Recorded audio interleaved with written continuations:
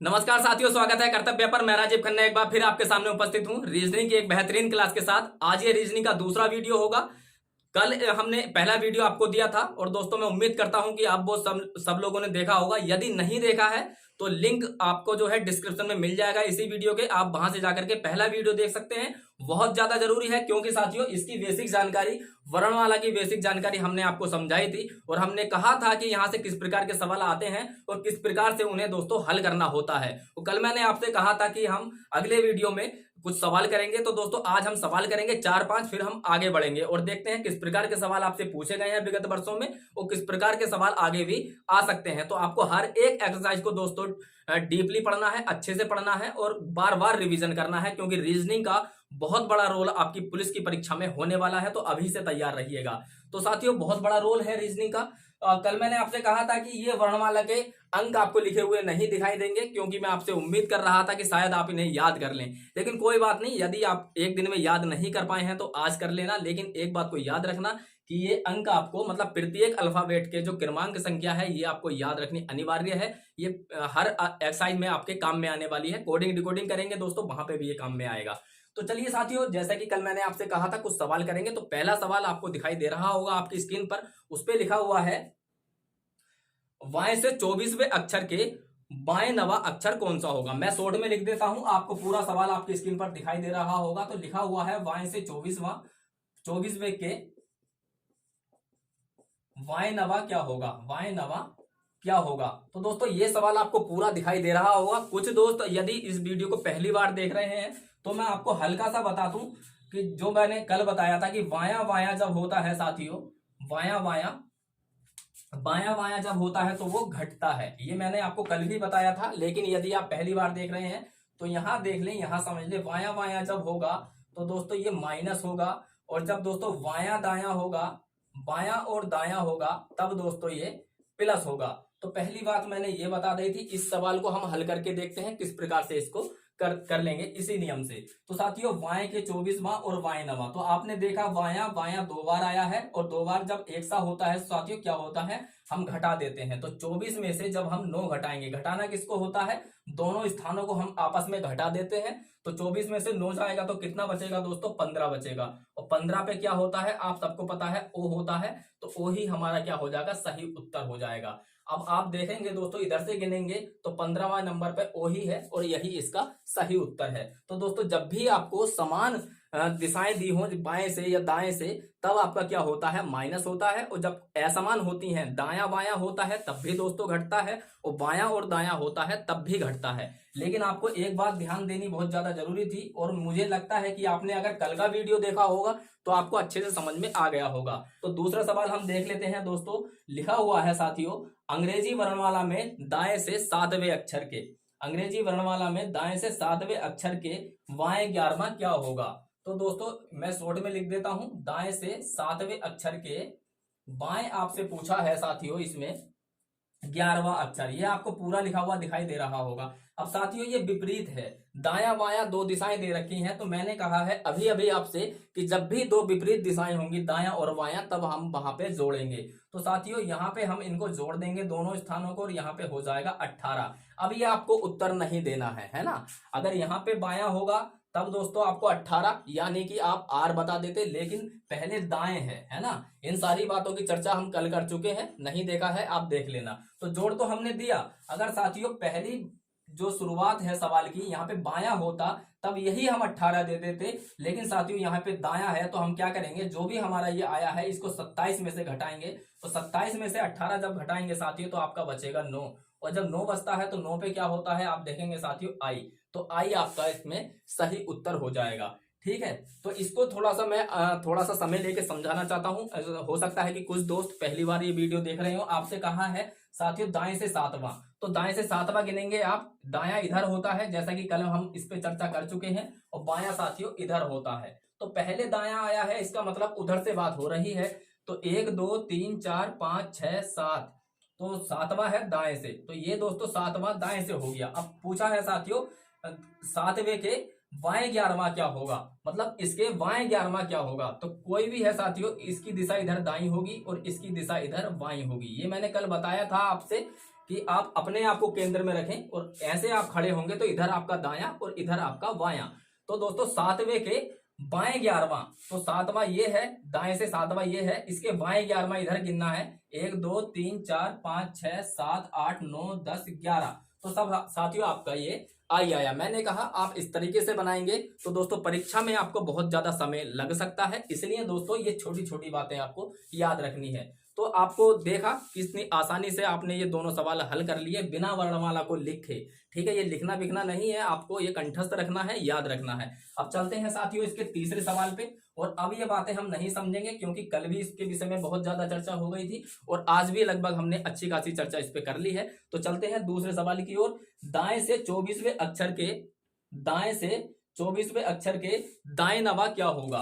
तो इसमें लिखा हुआ है साथियों दाएं से 24वां है, दाएं से 24वां है और 24वें के दाएं से नवा आपसे पूछा है। ठीक है, तो एक से है, जब समान होते हैं तो क्या करते हैं साथियों, घटा देते हैं दोनों स्थानों को। तो 24 में से आप अगर 9 घटाएंगे तो क्या बचेगा साथियों, 15 ही बचेगा, 15 ही बचेगा। और जब 15 बचेगा तो मैंने कहा यहाँ पे पहले दाएं है, बाएं होता तो हमारा उत्तर 15वां ही हो जाता, मतलब 15वें स्थान पे कौन है, ओ, तो ओ हो जाता। लेकिन यहाँ पर दाया है तो यहाँ से 27 में से आप 15 माइनस करोगे और 27 में से जब 15 जाएंगे दोस्तों तो यहाँ पर बचेगा आपका 2 और यहाँ बचेगा 1, यानी कि 12। और 12 पे जो होता है आपका साथियों वो एल होता है और एल ही इसका सही उत्तर हो जाएगा। तो ये कुछ ही सेकंड के सवाल होते हैं, बार बार आपके परीक्षा में पूछे जाते हैं और आगे भी पूछे जाने की प्रबल संभावना है।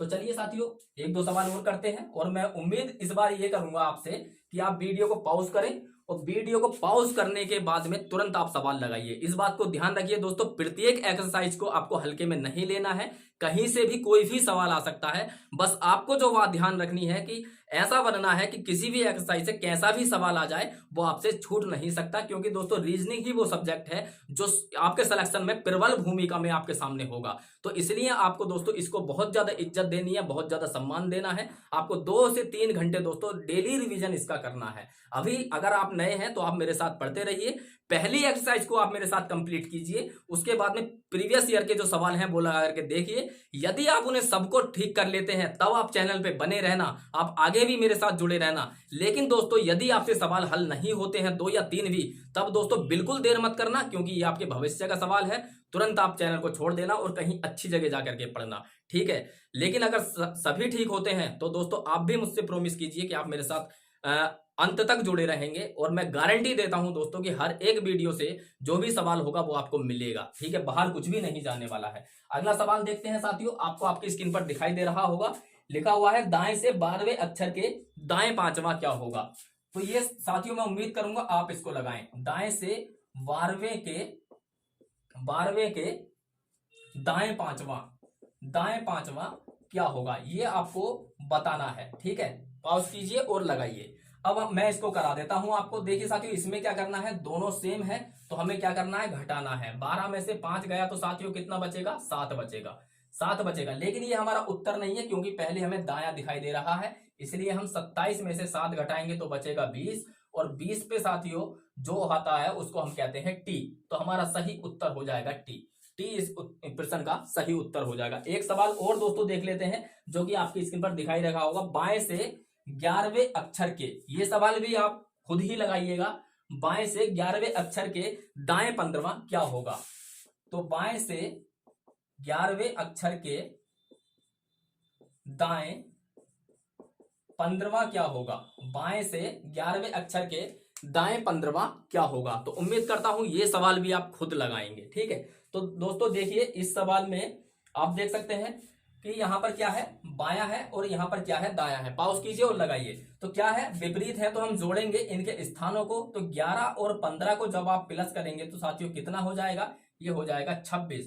और जब 26 होगा तो अब दोस्तों इसे 27 में से नहीं घटाएंगे, क्योंकि यहाँ पे आप देखेंगे कि यहाँ पर बाएं है और बाएं से जब पूछा जाता है तो हम 27 में से नहीं घटाते हैं, जो आता है उसी को हम अपना उत्तर दे देते हैं। तो जेड इसका सही उत्तर हो जाएगा। अब दोस्तों इसको सिद्ध कर लेते हैं कैसे हुआ।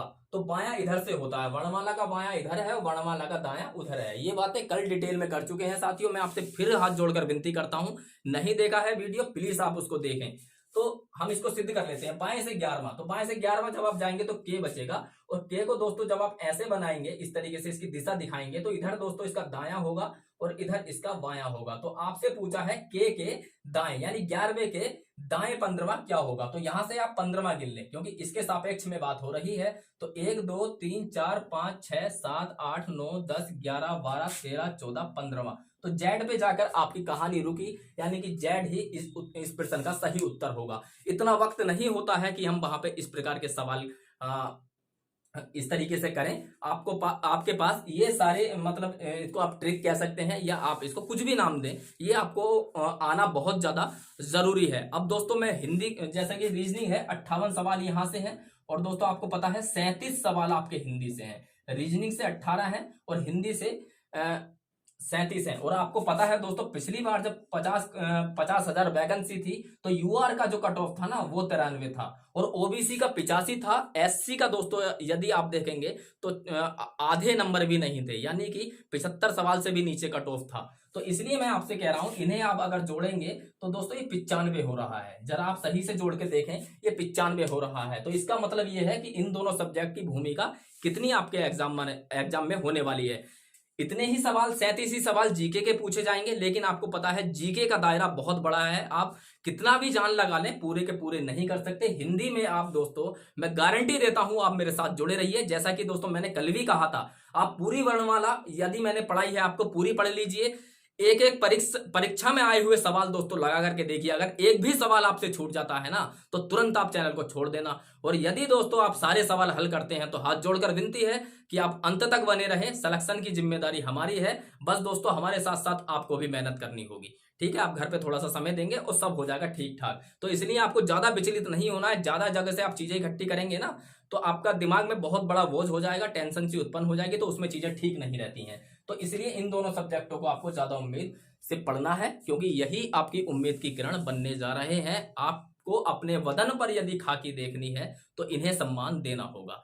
तो साथियों, ये वीडियो हम आज यहीं पे खत्म करते हैं, छोटा रखते हैं। इसका विविध जो सवाल होते हैं वो हम कल आपसे करेंगे। वीडियो ज्यादा लंबा ना हो जाए, क्योंकि आपका समय भी मूल्यवान है। अब ये ऐसा समझिए कि जितने भी सवाल आज हुए हैं, आपके पास कोई भी प्रीवियस ईयर का पेपर हो या कोई बुक हो अच्छी सी, वहां से लगा के देखिए। मेरा दावा है आपने कल का वीडियो और आज का वीडियो देखा होगा। इसके सवाल दोस्तों, जो भी वर्णमाला से सवाल ये आए हैं, एक भी सवाल आप गलत नहीं करेंगे, इस बात की गारंटी है।